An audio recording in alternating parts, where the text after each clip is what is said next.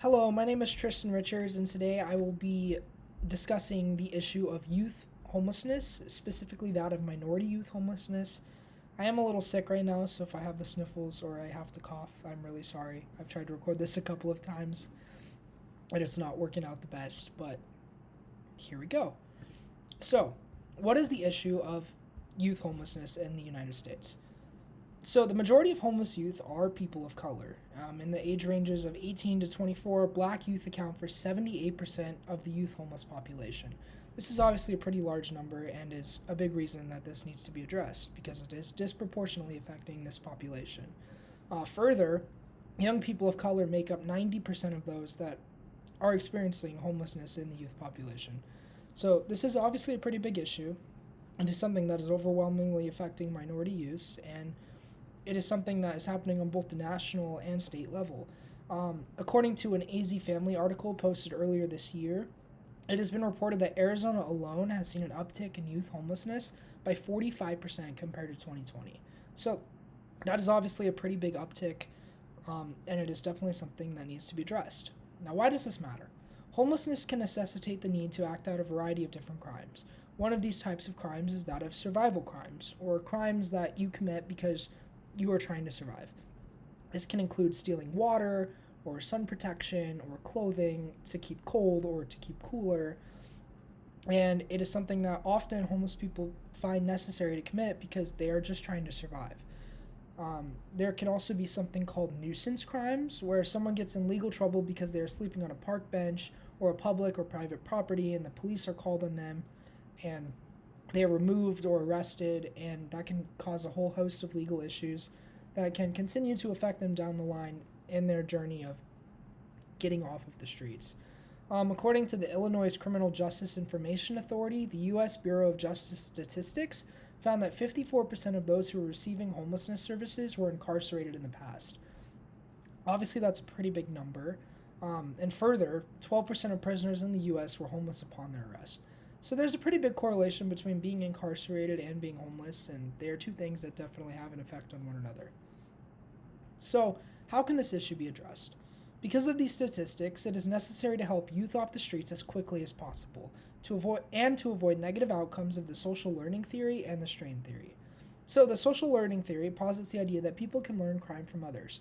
In the case of homelessness, youth who have never known anything other than committing crimes to survive are less likely to be able to adapt to a life without crime. Furthermore, if they are surrounded solely by other homeless individuals, they have nobody to learn from in regard to having a lasting impact on bettering their lives. So, if they're constantly growing up in a situation where they're having to steal to survive, it is unlikely that they're going to be able to learn anything else, especially the longer they are on the street, because this reality just ends up being what is normal in their lives, and it's what they've learned. The social strain theory, on the other hand, posits the idea that crime happens due to circumstances that place strain on individuals. Being homeless is a rather large strain because you have a lot less access to things like food and shelter, and this can definitely lead to someone being more prone to committing crimes, especially if it's in an effort to better their circumstances or social position. So, in terms of circumstances, again, stealing things like water or clothing so that you can survive is something that you're trying to do because you want to better your circumstances, and that's because of the strain homelessness is placing on your life. So I wanted to highlight one group in Arizona that's working to combat these issues in Arizona youth, and that is the Arizona Youth Partnership. To combat the issue of youth homelessness in Arizona, the AZYP provides a variety of services and resources to homeless youth.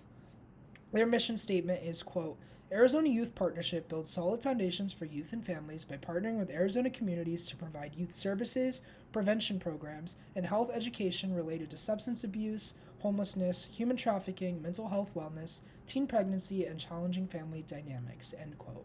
So the AZYP provides services like homeless shelters, youth domestic violence and drug counseling, parental services for teen parents, and community education.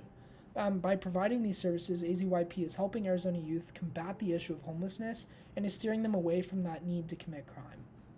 And when youth are given the chance to be taken off the street and get clean from any drugs they may be dependent on and can receive free services, which is pretty important, they are a lot less likely to return to the streets or a life of committing crime because they have better access to resources now and they have things that are necessary for them to survive. So how is AZYP founded and funded? AZYP is a nonprofit organization that was founded in 1990, and it now provides services in 6 of Arizona's counties. So obviously it's not the entire state, but they're doing the best they can with what they have, and they've been an organization that's been around for a pretty long time. AZYP is funded through individual donations, so people like you or I can donate to them and give to their organization so that they can continue on their mission. And it is also funded by organizations like the Centers for Disease Control and Prevention, the Arizona Department of Housing, the Health Resources and Service Administration, and the Lake Havasu Chamber of Commerce, among many others. It is largely funded by voluntary donations and other government agency funds, so it is kind of a public-private partnership type deal, but it is a nonprofit, so they're not making any money off of helping out these youths. They really are just continuing on that mission and trying to help combat this issue. So overall, AZYP has had a large impact on minority youth and homelessness and allows them to create more positive connections in their communities. And this is very necessary, and it is necessary to address this issue quickly.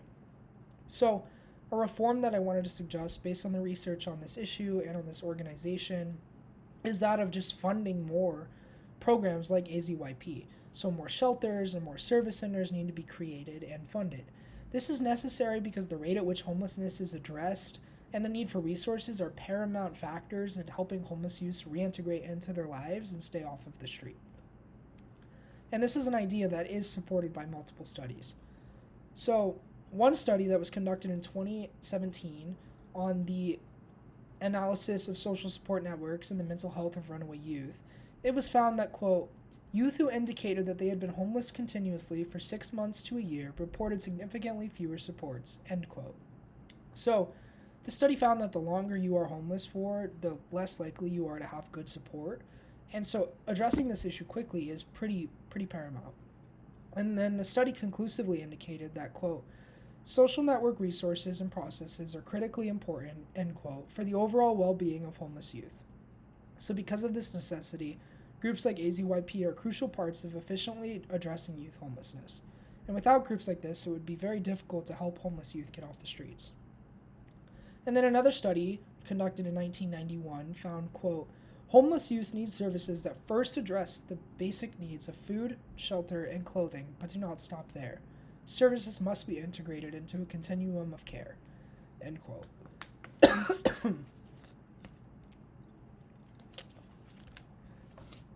The study also recommended that youth be supported in their lives and allowed to try and fail at tasks the same way they would be if they were not homeless. And then by doing this, programs and institutions can better help the homeless youth reintegrate into their normal lives. Again, these studies will also be linked in my references page. Overall, youth homelessness, especially when it comes to minority communities, is something that needs to be addressed. By bringing awareness to organizations that already exist, like AZYP, and advocating for the creation and funding of new programs, youth homelessness and the pathways that it provides to crime can be fully addressed and combated. Thank you.